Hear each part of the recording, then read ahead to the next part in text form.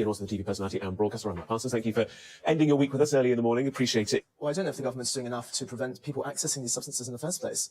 They introduced a law in 2018 where they made it illegal to access a uric acid above 15%. But then the punishment for retailers is only 2 years in prison if they were to issue those substances without someone possessing a license. So is enough being done when it comes to people accessing these acidic substances? But there's so many of them. I mean, oven cleaner was used, which is very easily bought in any supermarket. Your drain cleaner is also very acidic, and it's supposed to be only sold to responsible people, but people can pass themselves off as responsible, can't they? Leads us to the fact, Ryan Marker, on the Mail, the front page there is the manhunt for this perpetrator. Yeah, the manhunt for the perpetrator. So this man who has allegedly committed this crime came to the UK legally in 2016 on the back of a lorry. And then 2 years later, in 2018, he was convicted of a sexual offence and he was given a suspended sentence. Yet he was able to, on his third application for asylum, which was granted because he converted to Christianity, was allowed to remain in the country. And now he's committed a heinous crime against a woman and 2 children. It's just a really...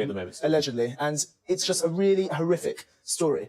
It wasn't just that. He didn't just throw acid on these, allegedly threw acid on these, on these people. He actually body slammed the child as well. So it's just hearing about this and reading stories like this, it's just awful. It's really, really awful. And also, how do you help? Because your instinct is to run to help, but you're then in the firing line of the acid as well, which actually did happen to 9 people taken to hospital, police officers, passers-by who were trying to help. Not safe anywhere, really, are you? And when you hear stats like 700 assaults taking place in England and Wales, it really makes you concerned when you're walking the streets because it's so easy to conceal these substances as well. You just never know if someone is going to spring an attack.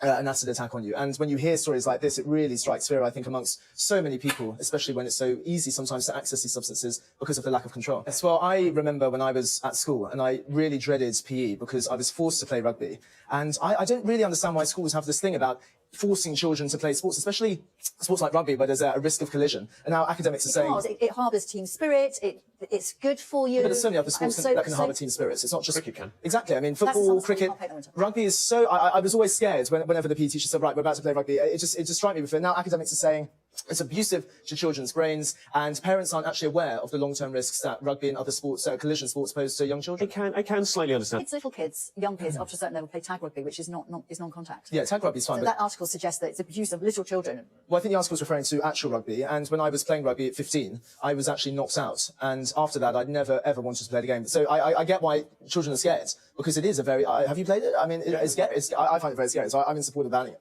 I was never really good enough to play it for that long. I mean, looking at that flowchart, it's just so confusing. I mean, I just personally throw everything away in one bin. I mean, I don't think I'd be studying a flowchart every time I'm about to throw something away. I think that's ridiculous. This is just for civil servants, right? Not for us. Yeah, I know. But even if I were a civil servant, I wouldn't be following that flowchart. I can tell you that. Well, we're going to have to leave flowcharts and flow neatly now. Thank you both very much. Flow neatly now into the weather. Let's take a look at today's weather.